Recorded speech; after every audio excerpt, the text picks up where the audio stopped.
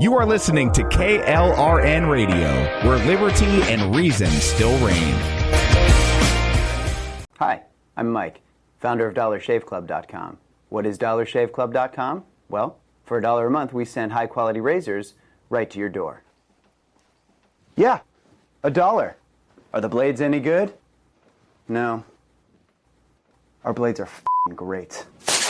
Each razor has stainless steel blades, an aloe vera lubricating strip, and a pivot head. It's so gentle a toddler could use it. And do you like spending $20 a month on brand name razors? 19 go to Roger Federer. I'm good at tennis. And do you think your razor needs a vibrating handle, a flashlight, a back scratcher, and 10 blades? Your handsome-ass grandfather had 1 blade and polio. Looking good, pop-up! Stop paying for shave tech you don't need. And stop forgetting to buy your blades every month. Alejandro and I are going to ship them right to you.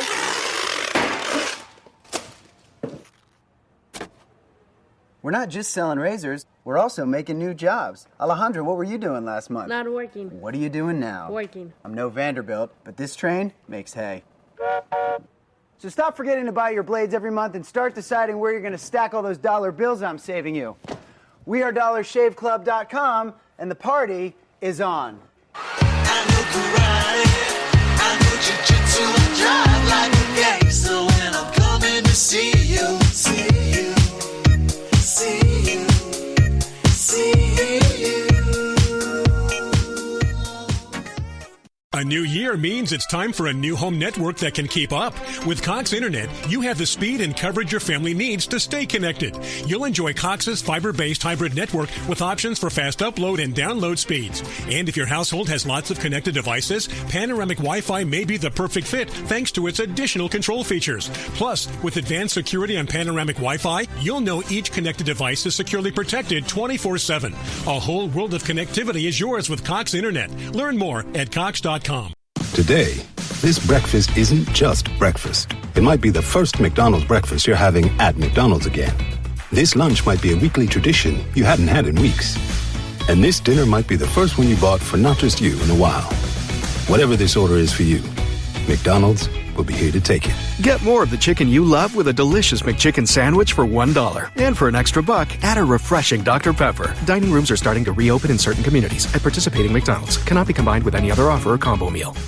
Tired of paying outrageous prices for Viagra? Well, we have great news for you. Now you can finally get Viagra at huge discounts. Healthy Man allows you to save up to $500 on Viagra. Why pay U.S. pharmacy prices of $15 per pill or more when you can get Viagra for less than $3 a pill? Call today and get 40 Viagra pills for only $99. This can cost as much as $600 at your local pharmacy. You can't afford not to call us. If you want Viagra at the lowest prices, never pay $15 a pill pharmacy prices again. Get Viagra for less than $3 a pill. Call 1-800-516-7602 today and save up to $500 and get 40 pills for just $99. Healthy Man is fast, easy, and affordable. Operators are waiting at 1-800-516-7602 to take your call right now. Call 1-800-516-7602. That's 1-800-516-7602. Again, 1-800-516-7602. KLRN Radio has advertising rates available. We have rates to fit almost any budget. Contact us at advertising@klrnradio.com.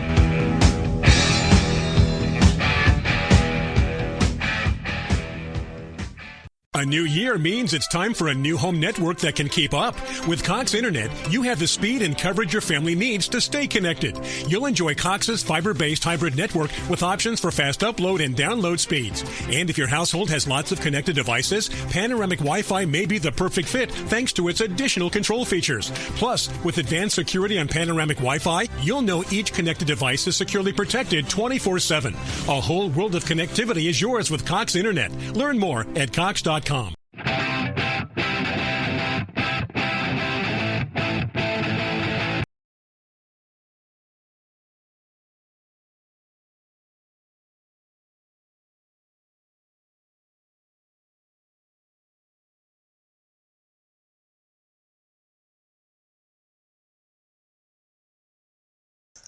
Apologies for the technical issues. I realized the previous show wasn't cleared from the queue. Anyway, so the following program, which will in fact be the Cocktail Lounge, will include coarse language, adult themes, and them probably yelling about their freaking retarded producer.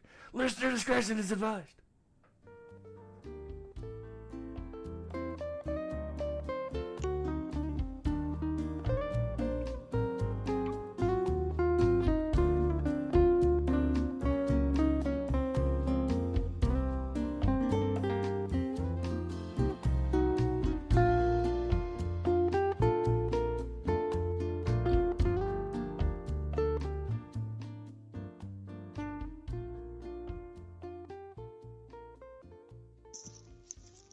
Welcome to another episode of the Cocktail Lounge. I am your hostess with the mostest, Aggie, and with me, as always, is the ever suave, affable, and quaffable co-host, Brad Slager.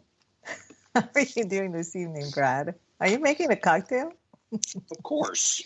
You mean, why do you ask? I don't understand. I mean, I thought you came prepared already. Well, no, I mean, I was drinking a cocktail. Ah, so. I was taking a sip during introductions, cleansing the palate, as it were. Got it. All right, so take two. How are you doing today? We're doing great. How's everything in Texas?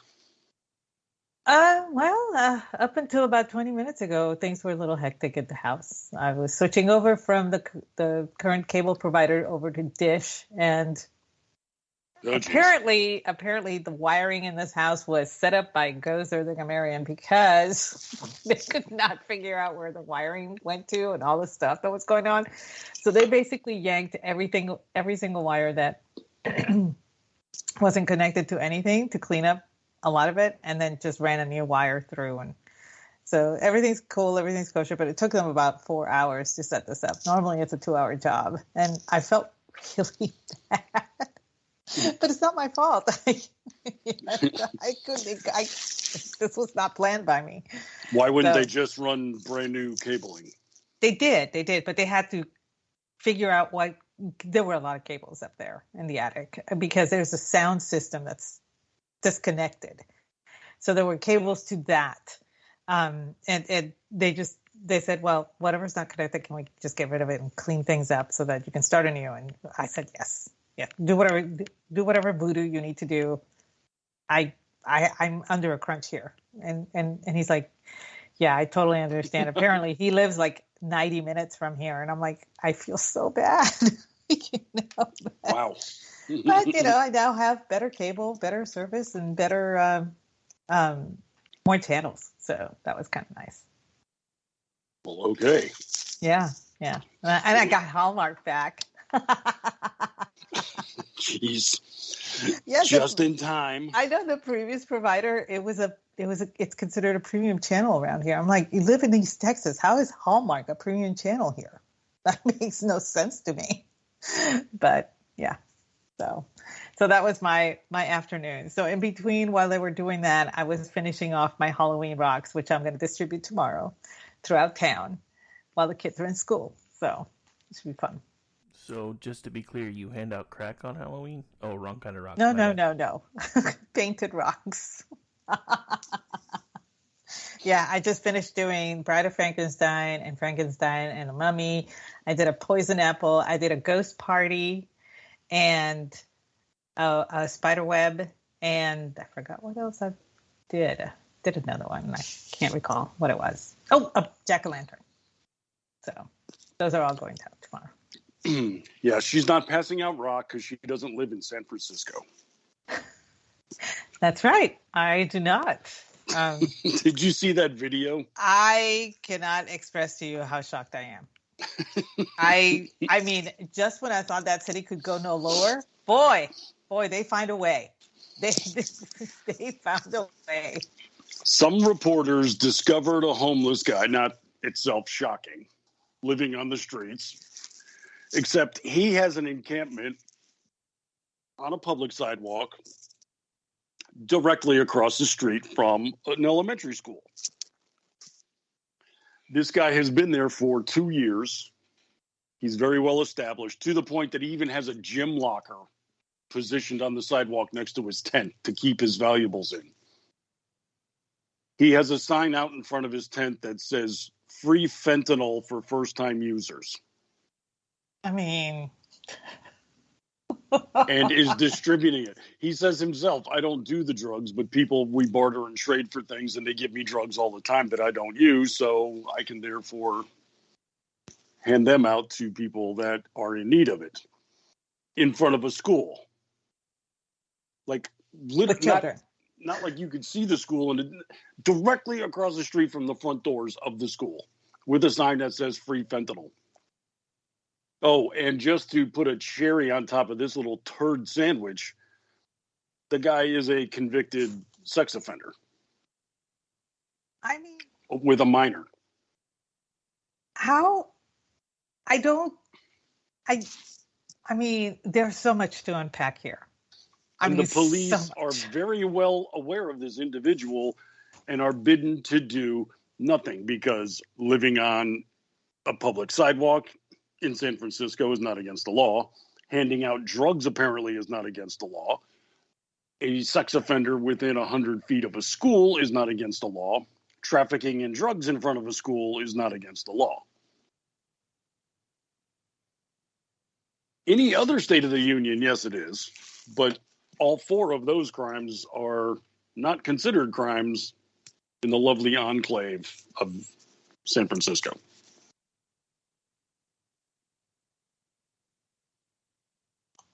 That is so. I mean, any other state, there would be multiple violations. I mean, I don't know how California differentiates a sexual predator. I don't know if they have tiers, but around here, there's no tier. Once you're classified as a sexual predator, you have to stay away from any school, they even regardless of what you did. To police. And they said, well, he's not breaking the law, and as far as the drugs go, that's permissible here. And they said, okay, sex offender? They said, yeah, but he wasn't convicted of how the cop differentiated. It was he's not considered a viable threat somehow, something of that nature. Well, the guy they're talking to, like, is as casual as can be. He's like, yeah, I give the drugs away because I don't do them. But, as I'm trading back and forth and people will hand me the fentanyl, so I've got all this fentanyl. He opens his locker and there's his stash. And how is that? I mean, isn't it an illegal substance in California? I understand that California has more lax laws when it comes to drugs, but I'm pretty sure fentanyl is a federal thing and it covers in California too.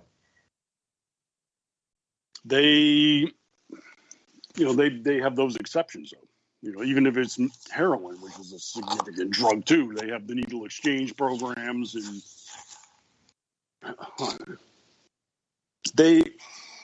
their whole state is about supposedly being understanding and caring, I guess, or something like that. So what they end up actually doing is aiding and abetting illicit drug use, and then all the other ancillary crimes attached to it. Because if you're homeless, apparently you can do no wrong. Well, okay, so I'm still hung up on the sexual predator thing. I go back to that one because that's a pretty hard rule. I mean, I remember that this I think an 18-year-old was dating a 16-year-old and the parents didn't like it. And so they filed charges against the 18-year-old for dating their daughter who was 16, statutory rape here in the state of Texas. Nothing was ever proven that they had gone all the way or anything like that. But he was classified as a sexual predator. He couldn't be near a school. That was it. His entire life was ruined because parents just didn't like him or something. And it's an injustice, but I mean, it's a hard and fast rule, So I don't understand how it is that California has tiers when it comes to sexual predation. oh, it's not that bad, so he can be around children. No. Once you're a sexual predator with a minor, you can't be around children. I mean, who does this?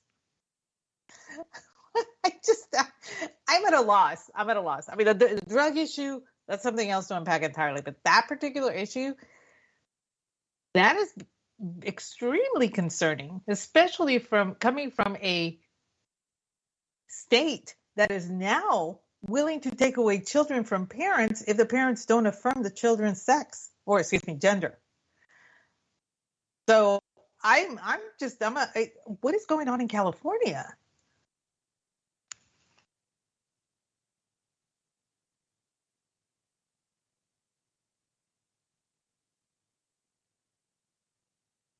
Are we still on?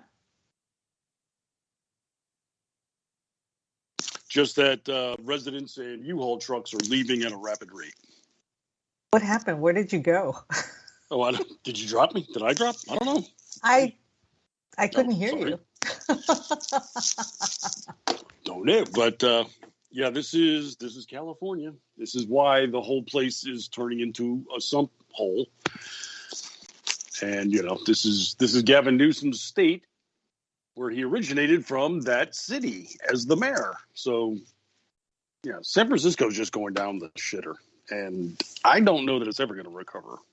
I don't think it can. I honestly do not think it can, simply because Newsom did quite a job of setting it up to fail right before he became governor. I mean, he put all of those people in place. He put everything, all of the laws, everything in place before he left, so that the city would just, it would be like, oh, we lost the best mayor that we ever had. While he was here, it was great, blah, blah, blah, blah. And as soon as he left, he became governor, and now the city is in ruins. No, he did all that. That was all his doing. It was all of his laws, his law mandates, all of that crap he set up before he left. And then the next mayor that came in, they're not interested in cleaning up anything. This is California. California is lost. Matter of fact, somebody sent me the funniest meme, and it was like the first picture is a map of the United States and its proposed border wall. And it shows the border of the U.S., actual needed wall. And it shows the border of the U.S. to include around California. I'm all for it. I'm completely for this. And it's not a surprise, because when I was in California briefly, in Monterey, there were people there that really expressed a wish not to be associated with the United States. And I'm like, I would love to help you. I would love to help you not be associated. Yeah, but see, this is exactly who Gavin Newsom appeals to. The rich elites who aren't affected by all these policies. It's all feel-good bullshit. Oh, we just need to be understanding of the people. Sure you do. Okay. We just need to allow the homeless people to have their freedom too, because they're, what do they call them now? It's not homeless. It's unhoused. Yeah. The unhoused. Like what? I don't understand that change in terminology. So homeless wasn't acceptable, but this is. Unhoused is completely acceptable. It's more kind. I don't know how, because they still don't have a place to live in. Yeah, but you're changing the words, but not the meaning. They're still on the street. Either way, I don't care how you call it. They're still living in a tent. And, Los Angeles is just going to crap in the same fashion. It's all happening along the beach. It's happening in downtown. There's, growing amounts of areas where you cannot even go anymore, just for commerce sake. Can't go shopping or restaurants because of this. I saw there was a video came out a few months ago. There was a shop owner. He tried to get a homeless person off the sidewalk in front of his business. They refused to go, so he had to finally get a hose and start spraying them down. And, of course, everybody's, this is inhumane. This is not treating somebody with dignity. So you just want to let them camp out in front of his store so people can't go in. I mean, this is the priorities. The same people that complain about the hose being used on that guy are the same people that complain about that guy shitting and they not being able to walk around it to go into that store. They want it both ways. They always want it both ways. Well, see, they live in gated communities behind security walls. They're not impacted by what their policies are infecting on the city. And so downtown San Francisco is turning into such a shithole that more and more businesses are leaving on a almost weekly basis now. Oh, it's a glorious, glorious exodus. And I was in I have a family group over in another social media site, and one of my cousins was discussing it. Because they had just heard in Puerto Rico that happened with Nordstrom's. And my cousin is kind of hoity-toity. She likes shopping online at Nordstrom's and whatever. And she was just shocked that Nordstrom's was leaving San Francisco. She just could not understand it. I was like, do you have any idea how messed up that city is? Let me tell you. And she was like, oh, that city is not messed up. I was just there like last year or something. And I spent time at Fisherman's Wharf, and I took a tour of this and a tour of that. And I was like, so basically what you're telling me is that it was an orchestrated tour of all the nice places that are kept clean for the tourists. You didn't go venture throughout San Francisco. And I posted some pictures. She was like, that cannot be true. And I was like, it is completely true. That city is completely lost. And I said, and they're not the first ones to leave. I mean, Walgreens has left the entirety of California. Yeah, and Gavin Newsom got pissed at them for it. And was it State Farm or Allstate? One of the two.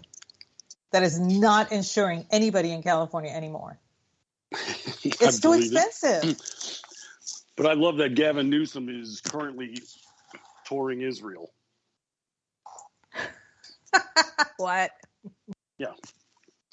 So he put out some announcement. He's like, I'm going to go to Israel in the face of this conflict. And everybody said the same thing. Yep, he's running. He's running. And I just responded to him with a few photos of downtown San Francisco and the shithole and the homeless and everything. I said, I want to see him go into Palestine, and these people will say, aren't you the guy responsible for this? We're good. We don't need your help, quote unquote. Thank you. Just why he's doing that while his own state dissolves in front of him cracks me up. But go ahead, man. You keep going to Florida and to Texas and telling them how things should be while your own state is basically a septic tank. We had, I don't remember who it was, but it was a Democrat that took exception to Gavin Newsom complaining about Texas, and he took him to the woodshed. He said, I can complain because I live here and I want things changed for the betterment of my constituency. But you do not get to complain about my state. Yeah. That's not the way it works. And I mean, we were all like, pass the popcorn. Mm-hmm. But he just tweeted at him. It's like, you don't get to complain about Texas when your own state is in a shambles. You go deal with your state and let us deal with ours. That's the way it works. That's the way federalism works. And I'm like, wow. We have some good Democrats in my state, I gotta say. But you have to like come out, it's kind of like sisters. We will bitch and complain about each other and we'll beat the hell out of each other. You come after my sister, I will cut you. Nobody else gets to do that but me. I will literally flay your skin. and see, we're all the same. I can't say that here in Florida. I can't say we have good Democrats. No. Not because they're bad ones, but because we just don't have any. You don't have any. We're trying to get rid of ours. Let's face it. We live near the border. There's no way we're going to ever get rid of ours. So, but at least they understand that you don't come from another state and start complaining. This is why a lot of Democrats had a big issue with Beto, because Beto was campaigning and getting money outside of Texas. Beto never campaigned in Texas the last time around. I don't know if anybody else noticed, but he was in New York. Yeah. Hell, it was, what's his name? Ferris Bueller. Broderick and Sarah Jessica Party threw a dinner to raise money for Beto's campaign in New York. Yeah. And he went to And I'm like, California. what the hell are you doing? Yeah, he went to California. All of the glossy mags were, Vanity Fair and Vogue were all featuring him too. And when was the last time you even flew near Texas, let alone know where it's at on a map? And they're all catering to this guy. Ted called him out on it. Dude, shouldn't you be here doing that? Yeah. And I get that a lot of people don't like Ted Cruz here. Mostly Democrats, but some Republicans do, because he tends to be a little bit on the abrasive side. But he's never been wrong when it comes to, campaigning and doing stuff for Texas. So I love the way that Ted pokes fun at O'Rourke, because it's so deserved. Yeah, I never understood that. People are like, "Oh, he's so annoying. I can't stand him when he talks." And that, and it's like, but the guy's smart as shit. I'm sorry, but he is, and he's funny. Mm-hmm. He's pretty sharp on the cultural stuff too. So I'm sorry. I mean, as far as Republicans go, it's kind of hard to beat. But yeah, they want to bitch and moan. Anyway, so how'd your football team do this weekend? They did great. It was awesome. They had a bye. I didn't have to worry about them falling even further from the rankings, even though they're not even ranked right now. But I was just like, we need time to recoup. We need time to for the life of me, I'm still trying to figure out why Jimbo Fisher is still our coach. I do not understand this. I don't understand. I don't get it. I do not get it. It makes absolutely no sense to me. Well, I just think it's a contract. He's probably got guaranteed money to a certain degree, and they fire him, they got to eat it anyway. So get whatever money's worth out of it they can, and see who they can lure in, I guess. I don't know. It's I didn't understand the whole move of him anyway, because he was ostensibly doing great at FSU when he left. It wasn't like I don't know. The program was in shambles or anything like that. It was kind of like they must have dangled a hell of a check in front of him. Oh, it was big. And the our, I guess, boosters, for lack of a better term, I don't think that's what we call them, because we have to be contrarian. They contributed a lot to get Jimbo to be our coach.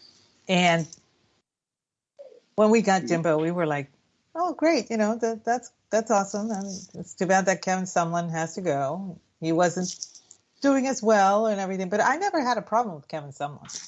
I thought Kevin was fine. He was doing great. Everybody liked him. Sure, every coach has a slump. Well, right. Jimbo has obviously proven that to be true, because his slump has lasted, 5 years? And I'm like, and we're still with this guy. And I'm like, buy his fucking contract out. My God, let's move on. Well, has it been 5 years? Wow. Oh, it's been more. It's been more. The first year we actually did well. We actually beat Alabama that year. But, I mean, we've had a couple of winning seasons and everything. Last year we had a losing season, obviously. And this year, I don't know how that's going to fare, but I'm kind of hoping with the advent of bringing in UT and Oklahoma into the SEC. I think Oklahoma's coming too, but I don't even know. I just know UT is coming. That will actually incentivize us to play better. I think just get the feeling that we're so lost in the SEC. We are literally the redheaded stepchildren of the SEC. You know, we're treated as such, and you know what? I love red hair, so it's okay. But maybe having somebody else that's also an outsider would help us, would incentivize us to actually be more cohesive in our play. That's just wishful thinking. Maybe, but it's hard to rationalize, to be honest. No, I want him gone. I think we're better off with the local high school coach. Honest to God. And I know that he would coach for free. I'm telling you right now, he would coach for free. Anyway, so how did the Hurricanes do?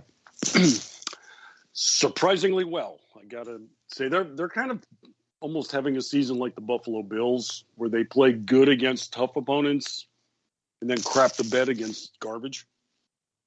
Like 2 weeks ago, Georgia Tech, we were supposed to smoke them by 2 touchdowns, and we ended up giving that game away, literally. That was sad. And last week against North Carolina, we actually played really well. Top 10 team, and we, challenged them until the fourth quarter. And then this week, played Clemson. Lose our quarterback in the third, and we managed to come back and tie him and then beat him in double overtime. Makes sense of that if you can, because I can't. I'm drawing a blank. It's just, they rise to a challenge and then they lower themselves to a walkover. It's kind of maddening, but it's been that kind of season. So that's us.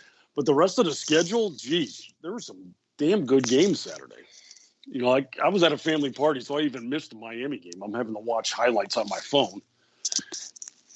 But I got back to the hotel afterwards, and, man, there were some games. Utah, USC, to the wire. Utah beat them by 2 points. And it was a weird week for unranked teams to play ranked teams extremely tough. Like Texas, I think, was favored by 2 touchdowns or more against Houston.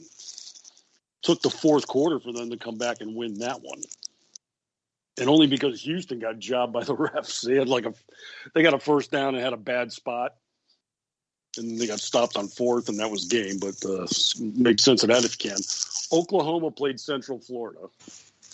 And the Golden Knights had to get a 2-point conversion with time running out to tie the game and missed it.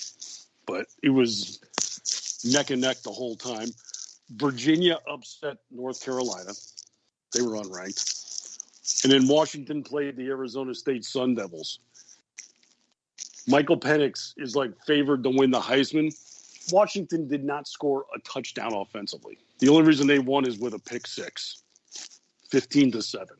It was just a week of that kind of stuff. It's hilarious to watch. But they made for good games instead of those, walkover stomp fests you expected them to be. But they were fun. So we both had a decent week for a change. Yeah, that was nice. I'm glad you had a great week. Whatever. I know that we're going to lose next week. I just resigned to having a really, really crappy year. Man, it's just, I just don't, I don't know. I'm not going to even bitch about it anymore. Yeah, you can't. Because there's so many other uplifting things happening in our world that you have no reason to be upset. Holy Christ. I got to tell you, the media this week have just, they've lost it. They have absolutely lost it. Any shred of possible journalism was completely destroyed. And it wasn't just initial reports either. It was what they did as a follow-up. It was their reactions afterward, the way that they are just approaching anything and everything with Israel. It's almost like they're trying to drive people away. Guess what? They're being successful. The last Gallup poll they do this every year. They ask people what your opinion of the media is. Do you trust them? Do you not trust them? Trust them a little? I have some faith in them. They basically have 4 measurements. It's like, yes, I absolutely trust the media. I mostly trust the media. Sort of, not really, and then not at all. Those are your 4 choices. I go with D. Well, guess what? You're being the popular crowd. So the first 2 are generally regarded as favorable. Absolutely, or mostly, I do, yeah. Record low number for those 2 combined, 32% of Americans. Back in the 70s, it was like 75%. Like just before Watergate and Woodward and Bernstein, it was, well, yeah, absolutely. We watch the news every day and we trust them with everything they tell us because they're looking out for us. Nowadays. Yeah, okay. It's, what, the media, those fucktads? Screw those bastards. That's like basically everybody's opinion. So the top 2 positives amount to 32%, record low amount in this poll. Oh, my word. The people that said absolutely no faith in the media, 39%. Not combined. Oh, the lowest one outdid the 2 positives combined. I mean, that's how bad it is. So there, and like overall, the 2 negatives combined for like 66%. I mean, it was like just absolutely no faith whatsoever. And then this week they proved out why. I wish they had taken this poll a month later. Holy crap, would that be hilarious? Yeah, that would have been good. Next year's is going to be a disaster, but man. So as everybody I'm sure is aware, the bombing of the hospital that did not take place last week, except in the media, the only place this got bombed was in the headlines. I have friends that I have met on Twitter that are Jewish, both in faith and in ethnicity, and they have family there, and they were getting photos from the other news agencies abroad of this hospital being still standing, like the solar panels were still intact, and that's like, if it had been hit, the solar panels would have been like shards. And they were like, literally, these pictures are, look at the crater is next to it. The hospital is fine. I don't understand why the media is still saying that the hospital was bombed. And they kept going with this lie, even after it had been debunked for days. It's incredible to me. Well, this is how bad. I mean, it took place right before our last show. That's kind of when it started to hit the news cycle, like around 6 or 7 that day. So, I started getting some first impressions of it on the press, and I was like, that's just something, I don't know, it doesn't feel right. I'm in a hospital. I mean, granted, they may have done it because Hamas shoots rockets out of hospitals, that kind of crap. But it's like, still, it doesn't. So we did our show, and then I got off, and I go online, and it was already like 10 p.m., 11 p.m. Questions. Well, now they're starting to wonder if it didn't originate in Hamas instead. And it turned out it was, the Palestinian Islamic Jihad or something, that other splinter group that supports them. But yeah, I think by 11 or so, we were actually getting video from Al Jazeera that showed the rocket launches coming out of Gaza towards Israel. Then there was a flash in the sky. Then there was a big flash on the ground. Oh, yeah, that was theirs. I mean, by midnight, it was already, the needle had already swung to the other side of probably theirs. And the media ran with it, with what Hamas fed them. That's the amazing thing. They're more liable to actually take Hamas's word for what's happening there rather than the entirety of Israel. Our ally. They took literally the word of ally. recognized terror group over our allies. Jake Tapper said this: "We have no reason to doubt the word of Hamas." Well, I'm sorry. That sound you hear is the last of his credibility going down the flusher. Jake, they're a terror group. Let's just start there, okay? Maybe terrorists are not going to be your first source to run with, because like whatever happened to the journalist practice of getting two sources to a story? No, we're just running with it. Israel bombs hospital.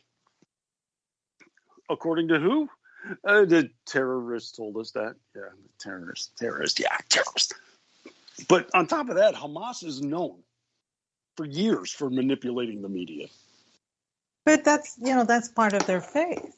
Staging scenes and, boosting all kinds of, crap data or proof or evidence. They do it. They know how to do it, and they know that the media is going to suck up to them and do it. So they do it anyway, and the media runs with it anyway. But this is what floored me. I mean, I was posting on Twitter a bunch of crap. Like I watched almost in real time as the New York Times story was evolving before our eyes, because they put it on the front page: Israel bombs hospital, say health authorities or something like that. Then they had a photograph of a bombed out building. Obviously, it's a different building because the hospital itself was not bombed. This is how bad or manipulated the Times was. And then all of a sudden it went from bombing to explosion at a hospital. And then it became something else. And then they started altering the copy of the story. Never once do they attribute or say, editor's note or correction or anything. They just slyly changed headlines, changed content. Reuters did this. BBC did this.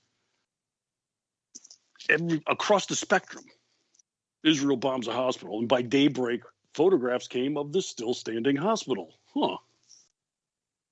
How's that happen? And what about the 500 people that supposedly died inside the not bombed hospital? What about that? Absolute shit show. And they really had little to say about it. Well, the story was evolving, and it's just, breaking news is tough to keep up with. And okay, well, if you don't know, then don't report, jackasses. Absolutely ridiculous. And they pretend like there was no ramifications. Oh, okay, sure, there were protests in like a dozen cities. What are you going to do? Oh, well, and there were riots at the Israeli embassy in Turkey. Okay, maybe and the U.S. embassy in Libya. What happened there? Oh, yeah, they kind of firebombed that, didn't they? Ooh, our bad. And our bases as well. Yeah. And Jordan was supposed to have a peace agreement set up with Joe Biden the next day. They canceled that due to the hospital bombing. That's what Jordan said. So all kinds of reactions to their crap show reporting.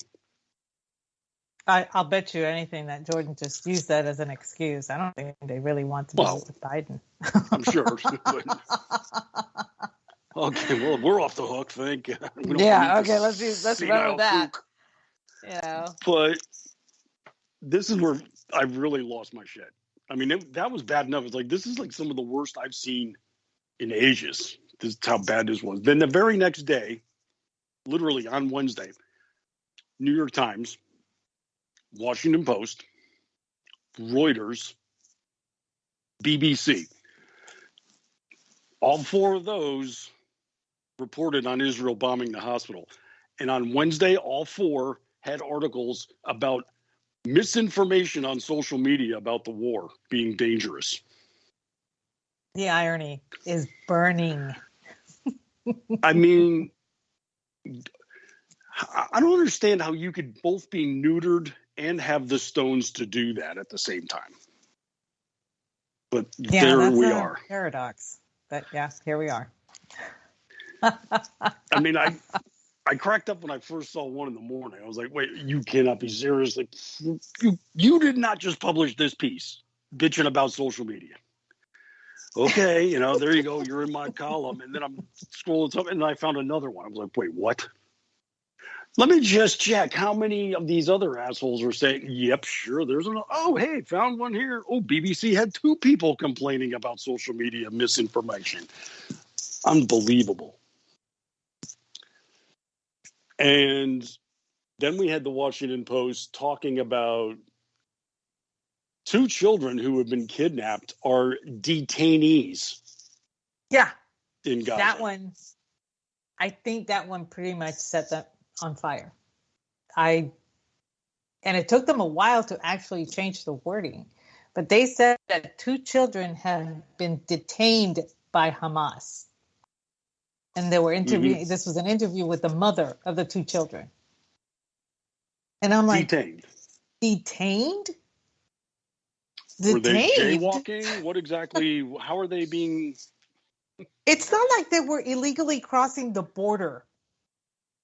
Okay? It's not like they were breaking any rules coming into another nation's state. Well, you see, we saw them downloading videos from TikTok without attributing the account and linking properly. So therefore, they'll be detained in the tunnels in Gaza. I mean, that really set everybody on fire. This has been this war, because that's what it is, has opened my eyes to a lot of things here in the U.S. that I did not expect to see in my lifetime. Well, what cracked me up was Paul Farhi at the Washington Post. He's actually a somewhat decent guy. He covers the media in general, not just the news press, but also other things. But he's kind of a respectable name over there, as low as that bar might be, nonetheless. But he came out that day, like people were complaining up and down that morning about the reporting the night before. And he's like, what do you guys, I don't really know what you're talking about, because I haven't seen examples like you're claiming. People just flooded him. Hey, Paul, you ever heard of the Washington Post? New York Times? And then while that was happening is when that piece of garbage article came out calling kids detained by Hamas. And they were like, Paul, while you're at it, you want to take a look at this one too? But it even got worse for the Washington Post. Like, they didn't learn the lesson already. They then reported on Friday how a church got bombed by Israel. Oh, by the way, 500 people again were killed in that explosion. Sun comes up, church is still standing. What do you know? Yeah. Yeah, people are still observing their masses and everything in the church. And I'm like, I thought this was rubble. I don't understand. This is supposed to be a crater. They're doing the same thing all over. How could Israel do this? That was a church housing people that left their homes for safety, and they bombed it. Jeez. Can we wait for sunrise, please? Oh, look at that. Church is still standing. How about that? I think NBC News said the church collapsed. They were running video of guys climbing through rubble and pulling out bodies and stuff. And it's like, excuse me, I'm sorry. How is that happening when I'm looking at the building? And then it became a bombing on the compound near a church. Religious property was hit. Oh, and by the way, they were launching rockets from that property. That's why they targeted them. Ooh, okay.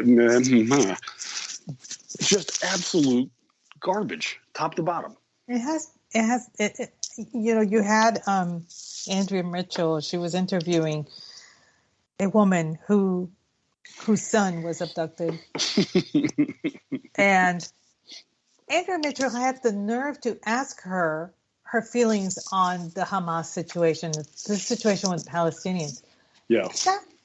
The mom went rabidly insane against Andrea Mitchell and set her straight. And I was watching, and I mean, I had, the first time around, I was looking at the mom. The second time when I listened to that whole thing, I was looking at Andrea Mitchell because I want to see the expression on her face when she got schooled. And she really did not know how to handle it. I could tell that she did not expect this woman to actually have this concrete opinion of terrorism. Well, it was just the approach of Mitchell in general, though. Yes. Well, what are you thinking about Palestinian parents? What are your feelings about what they're going through? Like, bitch, they've got 2 of my children, and you want me to feel sorry for them? And here's the thing: Palestinian parents raise their children to want death. To them, death is the ultimate goal. Martyrdom is the ultimate goal. This is what they teach their kids. You have seen the equivalent of Sesame Street over there talks about the Intifada. It talks about being a martyr for the cause. They're kids listening to this stuff, 2, 3 years old, learning at that age that all they are good for is to be carriers for strap-on bombs. Because the ultimate goal is to kill as many Jews as possible before going to, their version of heaven. There was a video out last week where they were literally interviewing a kid that looked like he was 6 years old and was just saying just as placidly as possible that he's looking forward to when he's going to be allowed to shoot Jews. I mean, that's what they're doing to their kids. And here's the thing. You have Palestinian supporters over here that are like, free Hamas, free Hamas. What do you mean free Hamas, free Palestine? They've been free. They were given that area to have as their own. They didn't do anything with it. But what bothers me is they didn't ask the Palestinians that fled that hell who live here their opinion. Have you noticed that? I have yet to see that interview.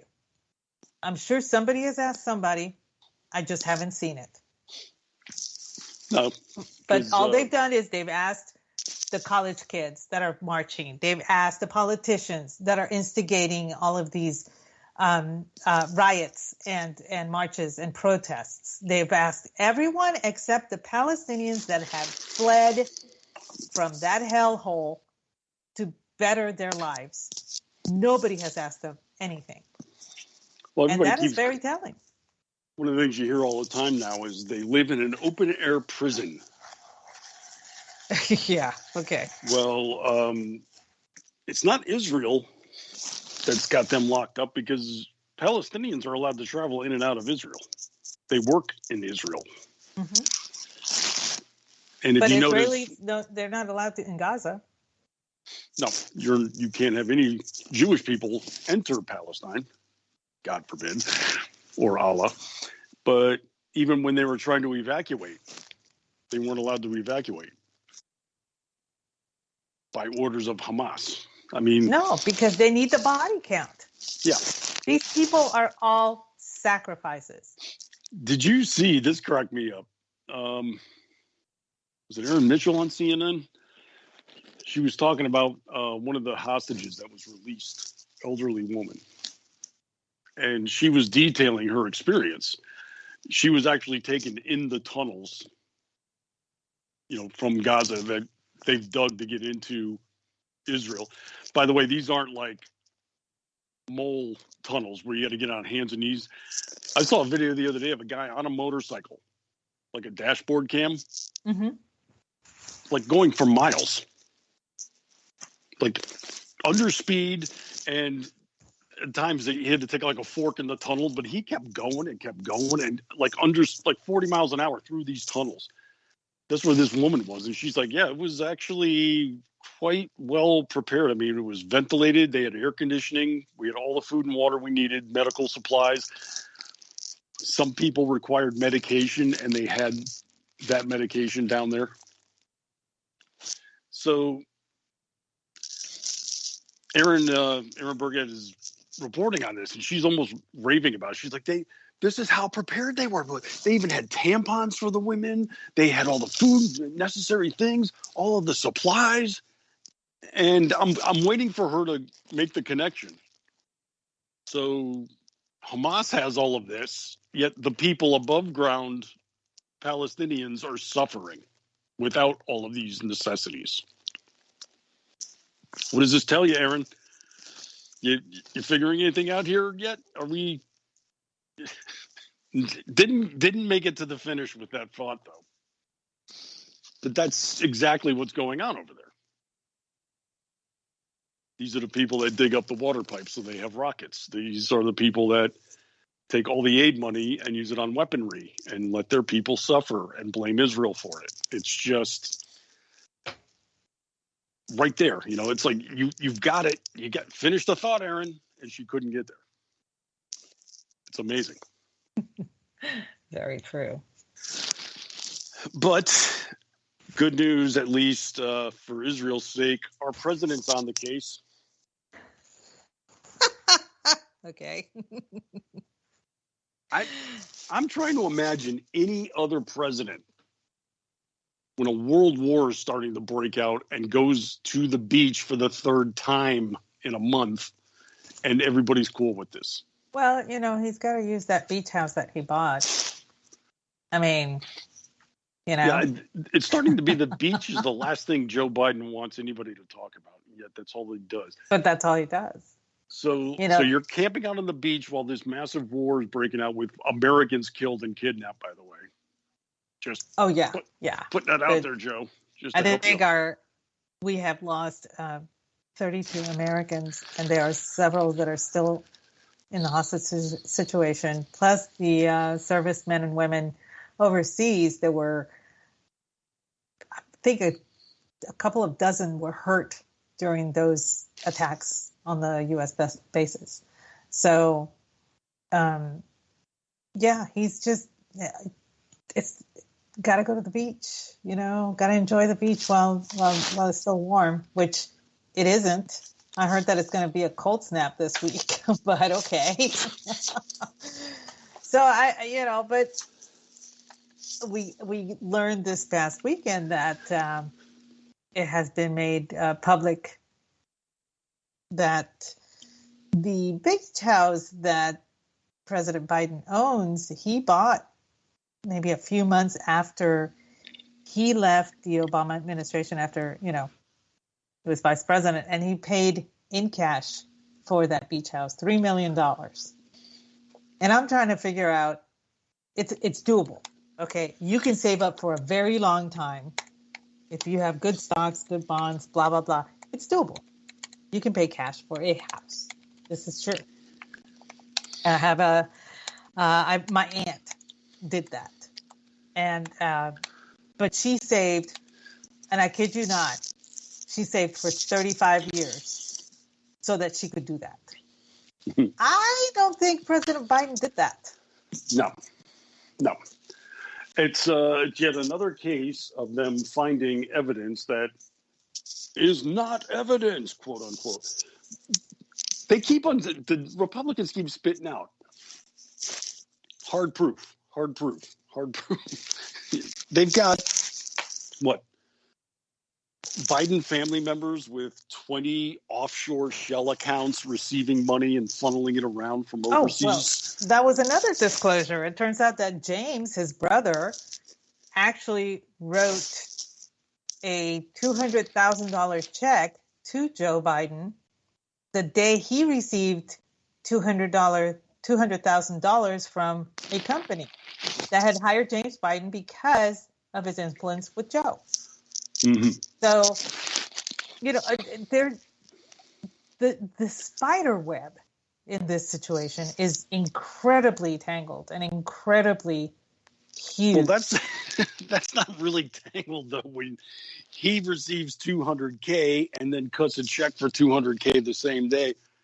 This is the one thing the press has been saying for months, but there's no direct proof Biden received money. Here's the thing. This is what I found very interesting, is that the left is saying, well, he was just paying back a loan that Joe had given James. And I'm like, well, that's fine and everything, but why couldn't James just tell the companies, hey, can you make the check out to Joe? Mm-hmm. Why not do it? I owe him money. It's just easier for you to just pay him straight off. Why not? If it's all above board, why not just do it that way? Also, that wasn't part of his salary. That's what everybody's missing. It wasn't his salary. His salary was separate. So why the $200,000? Nobody's asking that question. I mean, we are, but the media's not. Well, the media basically wants a check written out to Joseph R. Biden, and in the memo it says bribery, and then underline 3 times the cash amount to him with his signature on it. And even then they'll say, yeah, but that's not proof. Joe Biden had an email account with an alias for him and Hunter to do business together. Incredible. Just try to imagine if Donald Trump was discovered having that. And all of this is, well, they never spoke about business. They never talked business with each other. But now we've got this anonymous email account in which him and Hunter were discussing business. Okay, guys, is this going to do it? Well, it wasn't in Joe's name, so it could have been anybody using that account. Okay, this is what we're going to do now. So every single time you get the proof you demand, you're then calling it not proof. Phil Bump, I'm looking at you, you bloated sack of crap. Yeah, it's just, to me, it's like, and you're right, it's not a convoluted web, but it is a very extensive one. Oh, sure. I mean, how many family members of Joe Biden were receiving money from overseas? Now, granted, some of it may be legitimate, except I've just been conditioned over the years that any single thing the Donald Trump family did was corrupt. Yes, this is the weird thing. This is the weird thing. We knew all of Trump's family members, all of their kids, all of their husbands, all of their grandchildren. They have been plastered everywhere. Did you know that I just recently learned how many brothers and sisters Biden had? And the man has been in public office for over 50 years. This is how secretive this whole thing has been. Now, I don't care if you want to keep your family out of the limelight. I actually prefer that you do, because if you're a politician, I don't care that your sister is, growing corn out in Nebraska. I don't care about any of that. I really don't. That's your family. Keep it to yourself. But the fact that we only knew about Bo, we only knew about Hunter. Ashley comes along, and I'm like, who the hell is Ashley? I mean, seriously. It has been. I did not know that his family was that big. But I crack up too when people, now they're trying to. It's like, well, what about when Jared Kushner received all that money from Saudi Arabia? What about it? It's perfectly legit now. Well, my response to that is one. Yeah, we know about that. Why? Because the press reported on it. The press doesn't want to report on Biden's finances. They're refusing to. Well, there's no evidence. We're not going to report. And here's the thing. The whataboutism has really pissed me off. Well, what about Jared Kushner? What about Ivanka? And what about... I said, I don't give a shit. I really don't. We all know about it. The fact that you know about it but refuse to acknowledge that there's shinky shit going on over here with the Biden family, that's the troublesome part. Why don't we know about that? Well, they bring up the whataboutism, but it's like, okay, yeah, we know about it because you've been bitching about it for years. We don't know a damn thing about what's going on with the Bidens, and the press is refusing to look into it. Hell, Ivanka got in trouble when she held up a can of beans. Which, by the way, really good beans. I'm just saying. I may be partial because they're Goya, but yeah, they're good. What was it? A red beans. Hatch Act or a Logan Act violation or something? I have no idea what it was. She was holding up a can of beans. She held up a 69-cent can of beans, and that's a scandal. If she is shopping and that is 69 cents, I want to shop where she's shopping. Because over here, expensive? It's $1.19. I'm just saying. Really going to do prices right with me?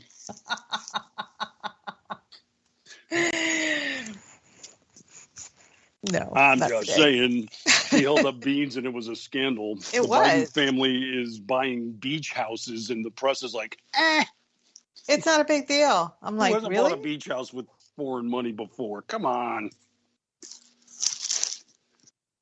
This, and the other thing too, they've been investigating this for 5 years and have come up with nothing. It's like, well, no, you've been investigating it for 5 years and slow rolled it. The Republicans now run the House, and guess what they're doing?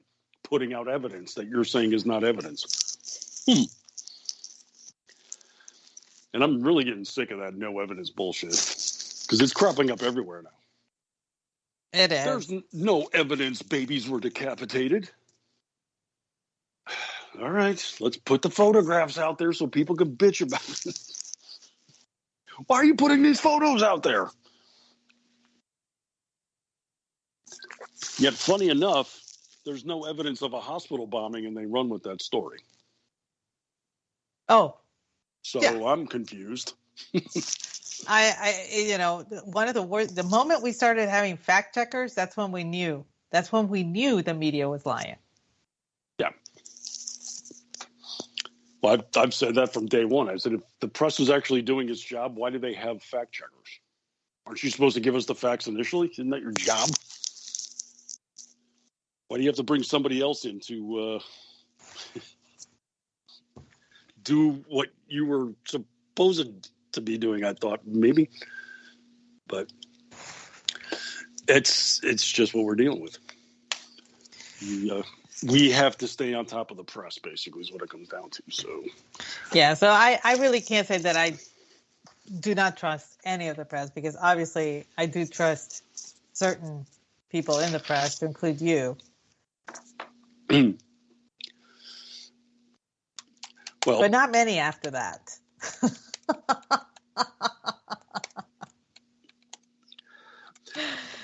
The thing is, I actually okay. try to do the job, though. Yes, you do. Like I was on the radio with Sue, mm-hmm. our editor at Red State. She was on the host of the show. She had me on, and we were talking about all these screw ups and foul ups from the last week or so. And she's like, "I'm amazed because we're like hyper diligent at Red State when it comes to any of these international stories and stuff." I mean, I see it in the Slack channel where they're like, hey, Jeff, can you double check this and make sure of something? Or can you track this down and get a secondary source just to cover our butts? It's like we literally do that. What you're supposed to do, believe it or not. And I'll see editors at times call out reporter, one of our writers, and just say, hey, we really can't put this up unless we got something else. We need more to go on than just this. Or it gets reframed as, there's a rumor going around, or, they'll then present it in that fashion as opposed to, nope, they bombed the hospital. That was beyond. I'm still stunned that happened. I shouldn't be, but I am. The thing is this, like, what they complain about the loudest, like all the time, Fox News, right-wing media, all this stuff. They have no accountability. They don't have editorial standards like we do. It's all misinformation. It took the New York Times 5 days to come out with finally an editor's note about the coverage that was so screwed up. Mm-hmm. For one, this is how bad it was screwed up that they had to go to that length. But I said, one, this should have been on the front page where the initial story was at, not buried in the editorial section. Oh, by the way, we were admitting we screwed up. All the language they used, though, it was just such weaselly crap. We unintentionally misinformed the public while we were racing to cover an evolving story in real time, and the pressures against it. In real time, yeah. Go. They can just go fuck themselves. At no point in time in this 5-paragraph sniveling, excuse-making editorial did they ever use the word misinformation. Because guaranteed, if Fox News had put out that report, there they go with their misinformation, once again, misleading the public and all this other high-minded accusational commentary. They did exactly what they bitch about, and they didn't even acknowledge it as what they bitch about. I mean, I'll stop short of saying they lied because I don't have proof of that, but they wanted that story to be true. Oh, yeah. That much is evident. They needed it to be true. So, they wanted to slander Israel. They wanted a story that would make them the bad guy. They had their quote-unquote proof from the terrorist group that also doesn't like Israel, funny enough. So they had all of everything that they lecture about. That's what just stuns me here. I got to come up with new words too, because I keep saying I'm amazed, but it's like, no, it's so typical. I'm not amazed, but at the same time, that they're either, I can't even call it delusion. It's just absolutely. This is getting baked into the industry. This level of lying. It's subterfuge, is what it is. They preach and mandate, get two sources, always corroborate, always do this. And then they're presented with a massive story and they refuse to do so. Oh, the terrorist said this? Run with it. Front page, bold type headlines, go with it. And they got their nuts in the ringer as a result. It was rather glorious, though. Oh, no, I mean, I'm absolutely reveling in it. But it's just their refusal to acknowledge that they do the very thing they try to demonize in others. It's basically coming down to, we want to be able to do this, nobody else. Oh yeah, it's kind of like, I'm taking the ball and going home if you don't let me do this. I mean, Oliver Darcy at CNN was doing an overview of the coverage and said that this was a big story and the stakes don't get any higher. So, okay, and let's continue that thought now, Ollie. That means that the failure could not be any lower because it was an absolute failure, top to bottom, in the reporting, how widespread it was, how large scale the news outlets that were doing it. I mean, this is massive failure. And I'm just going to be holding this up as an example for years. You just know that's going to happen. Not just me. It's just, remember Israel? That's all you're going to have to say going forward. Oh, I know that they'll want to forget it. I know that they'll want to forget it. And I'm sure that they will hope that with distance, months from now, people have the attention span of a goldfish, so they're kind of hoping that this will go away, but we can't let that happen. It won't. I was cracking up because what's the guy's name? Beauchamp over at Vox, not Fox, but Vox. He put out like a 5,000 word explainer the other day, all about the Middle East and the nuances and conflicts between Israel and Palestine, and spoke to a number of experts who walked me through it. Now let me pontificate for you and explain what you rabble don't understand. And 5,000 words. He got lit up by so many people that were like, hey, ain't you the guy that did the bridge to nowhere? Because he was the one that claimed that between, Gaza and the rest of Palestine, that they physically built a bridge between the two. Right. That absolutely does not exist. Wow. Like he said that. Yeah, he's like, because that gap between Gaza and Palestine has been filled now by a bridge that was constructed so that the residents can go back and forth. And people are like, hell are you talking? There's no bridge. What the hell are you talking about? Now this guy's positioning himself as the Middle East expert to end all experts. So yeah, people don't forget this stuff. I mean, this is the same. He works for CNN, right? He might be a contributor. I'm not really sure. Okay, but CNN was the one that messed up the map of Israel.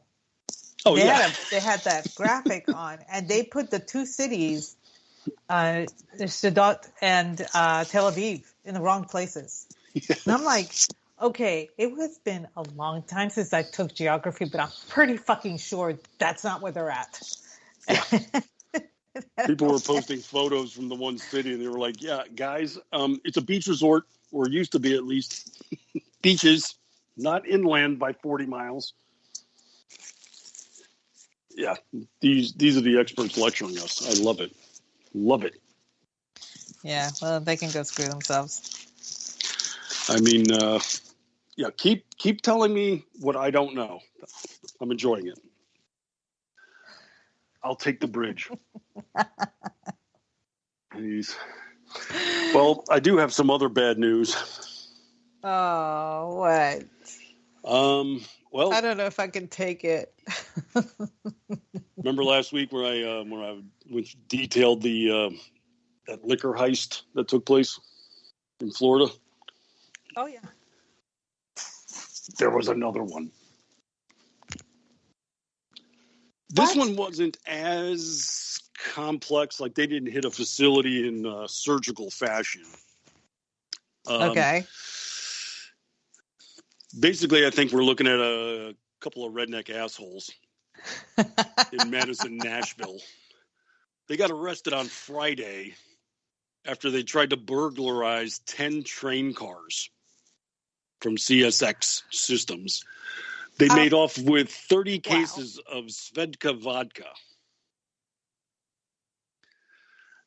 This is the part I crack up about.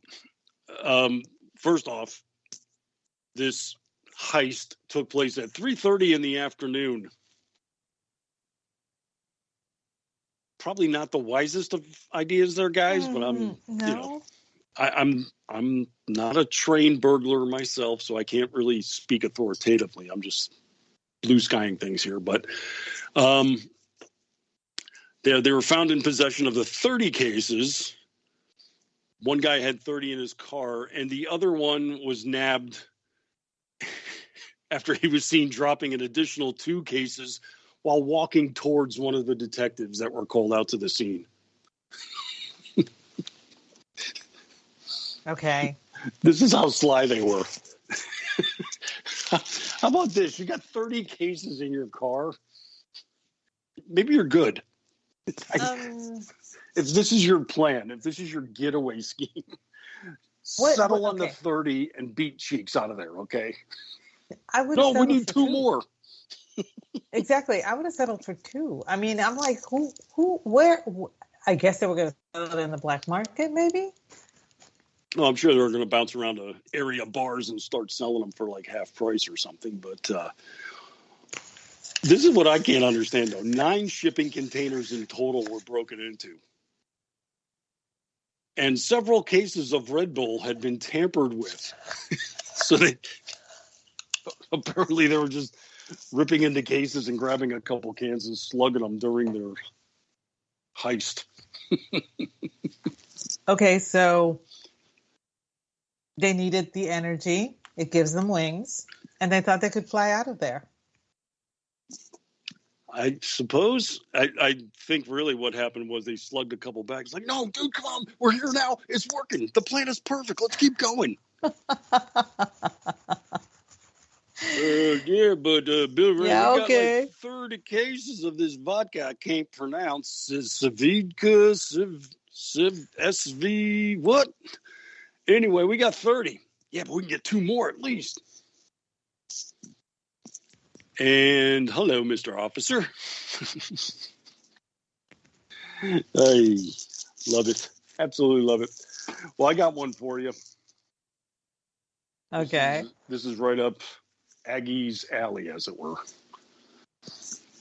The University of Michigan is now considered to be in possession of the largest snake collection in the world. They acquired tens of thousands of bottled and jarred and pickled snakes from the University of Oregon State.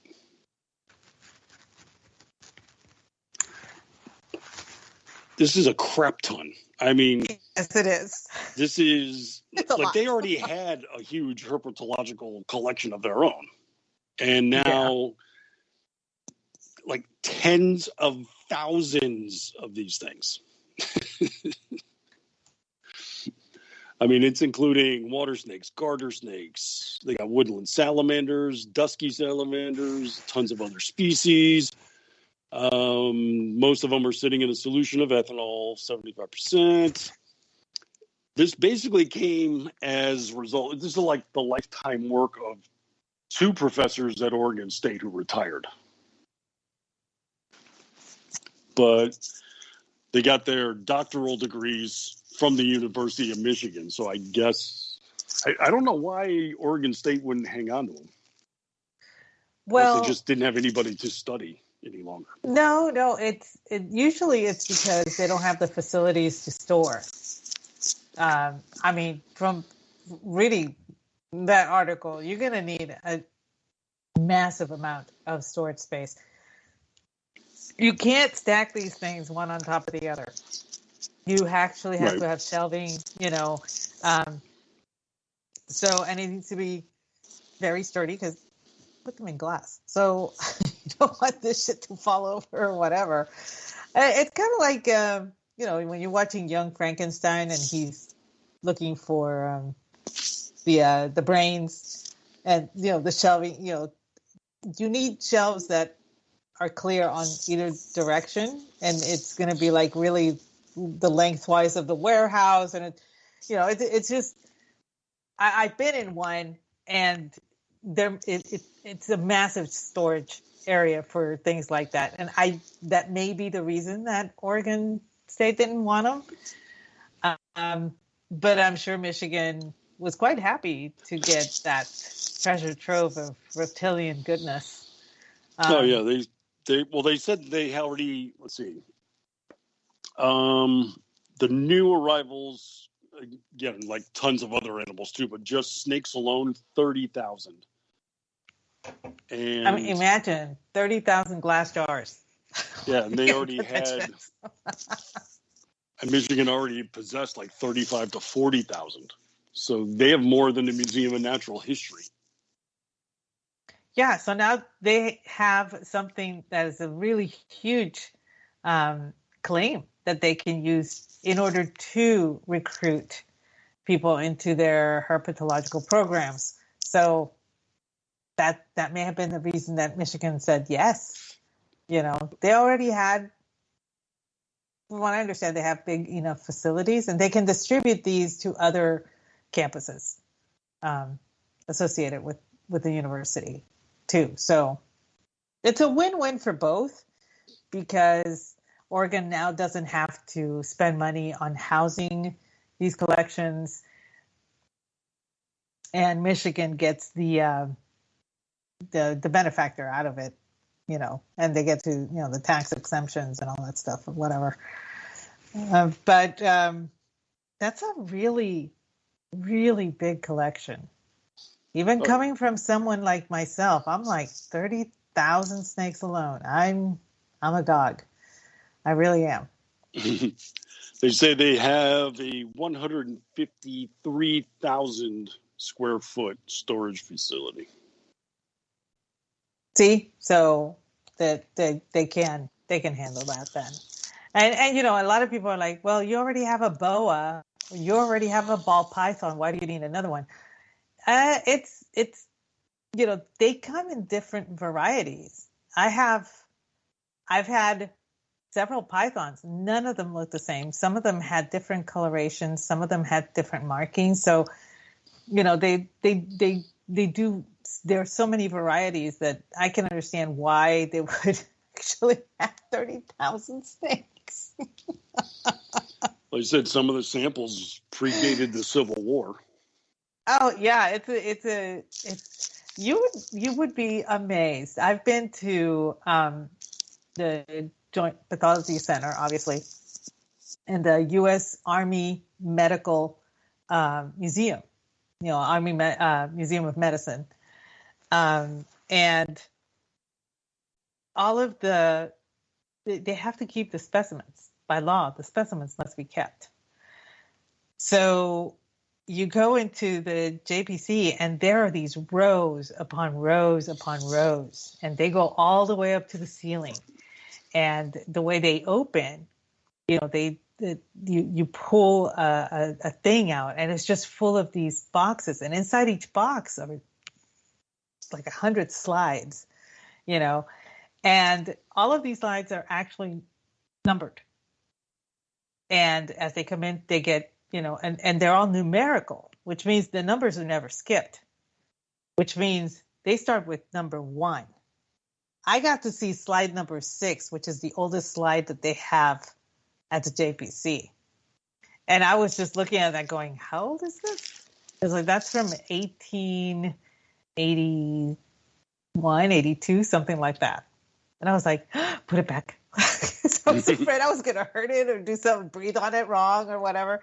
And they're like, it's glass, it's okay, But, they have to keep all of these things. And that's one of the things that, unfortunately, now with the advent of the internet and digital, photography, they're starting the process whereby they take pictures and file them away that way. And that saves a lot of space. But they just started that a few years ago. So you can imagine the amount of stuff that they actually have to transcribe into a digital format.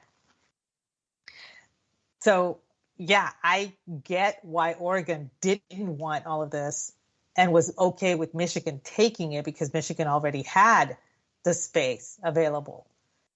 So sometimes you want to give up the fight simply because you don't have the money.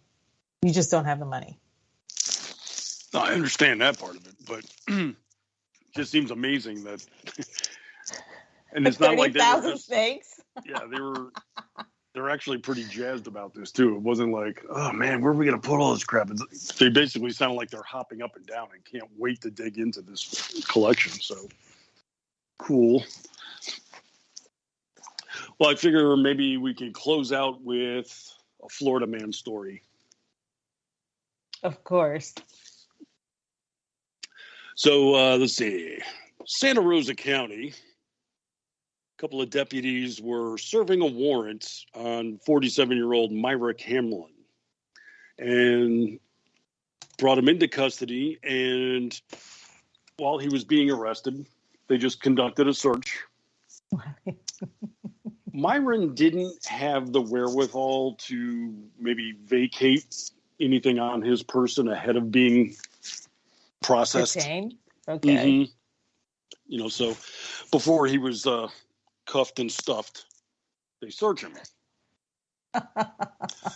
They managed to find one blue cut. What's that? I'm sorry, the way you said that. That's pretty funny. Go on. My bad. Go on.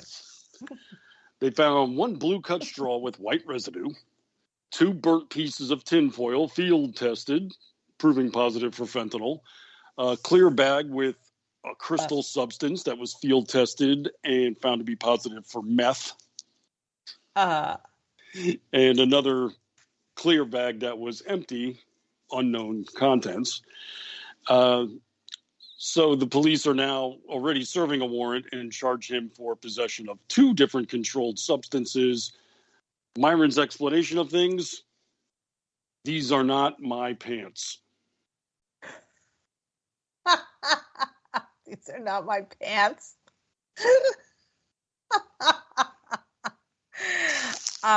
This is Florida. He's going to have to, I don't know, up his game when it comes to these things. I'm guessing new resident here because, we demand a lot more from our residents here for this kind of stuff. I mean, he was wearing sweatpants and had shorts underneath, and the shorts are where they locate all these items. So I'm unclear at what point in time he acquired anybody else's breeches during this early morning arrest at 7:18. But yeah, we're going to need a little more out of you, Myron, or we may have to send you packing. You're not quite cutting it Florida man style here. Just saying. I cannot.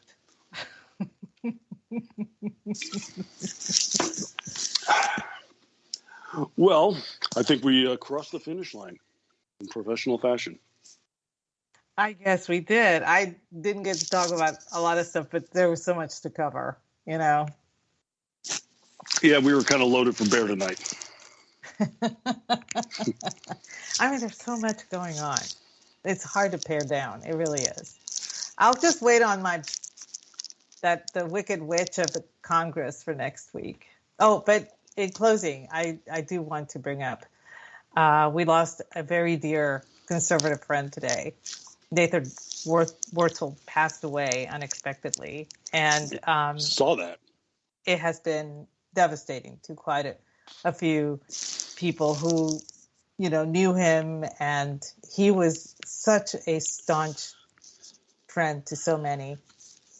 The way I do have a little anecdote.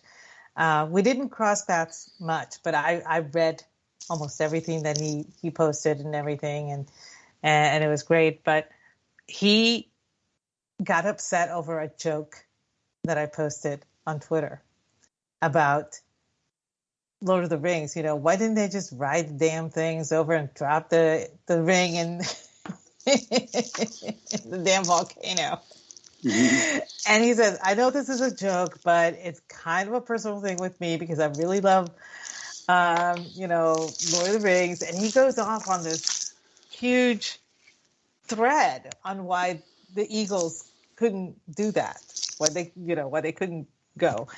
And, and I responded, I was just going for the joke. That's all I do here. But, I get that you're very passionate, and I'm sorry if it upset you.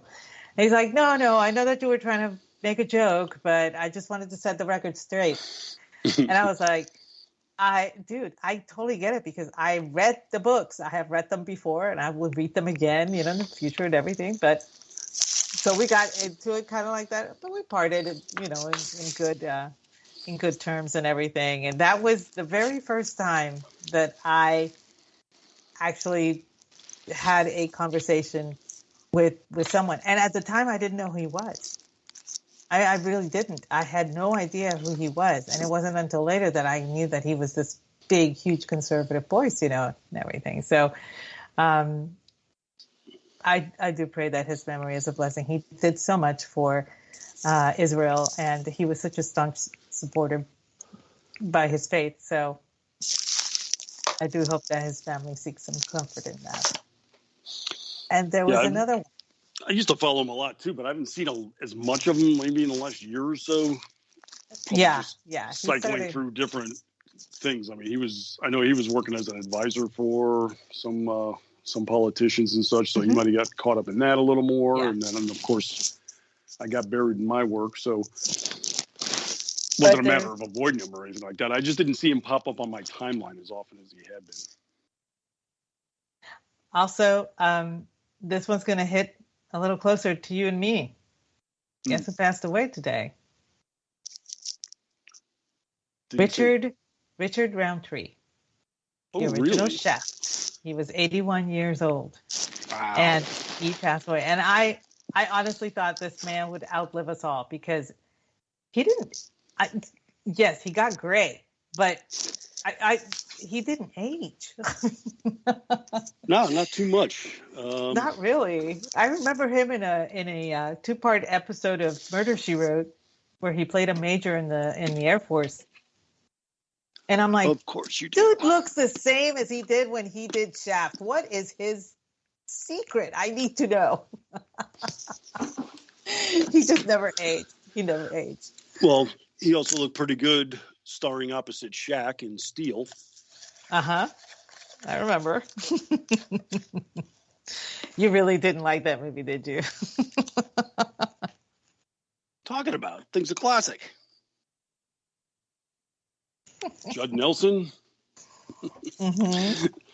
Corrupt army guy. Rubber suit made out of steel. Yes, I know. But it was still, I mean, I don't think I can recall a single thing I didn't like Richard Roundtree on. I just can't. And yeah, this was at a time when black exploitation movies were all the rage, but those are all classics in my opinion. Where would we be without Foxy? Exactly. Stick around. Another one, another babe that doesn't seem to age. All righty. Oh yeah, love me some Pam Grier. Mm-hmm. All right, shall we wrap then?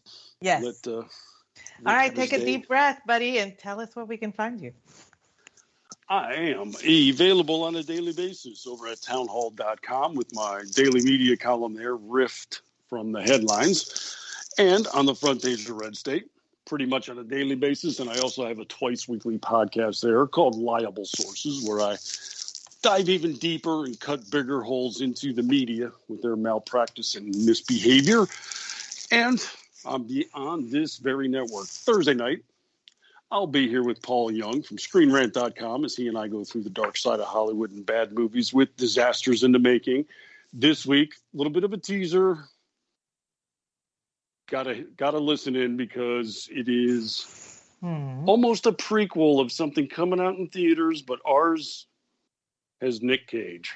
I'm just going to leave you that. Oh, okay. That gasp was well earned. Yeah.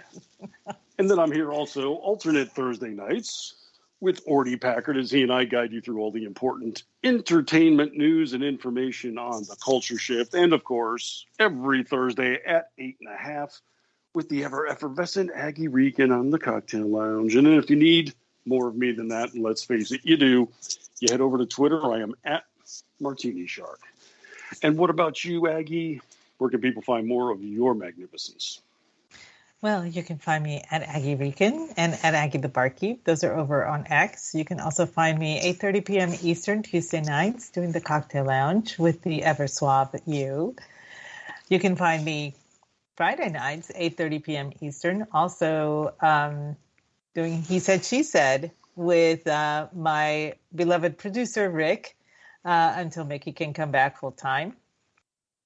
And tomorrow I'll be right here, 8 p.m., doing Toxic Masculinity with, I believe, G is off tomorrow night. So it's going to be Andrew, Rick, and Ordy, and myself. So, and I'm going to see about snagging a babe. Nobody's gotten back to me, but we'll see what happens. So, So that's it for me. Thanks, you guys, for tuning in.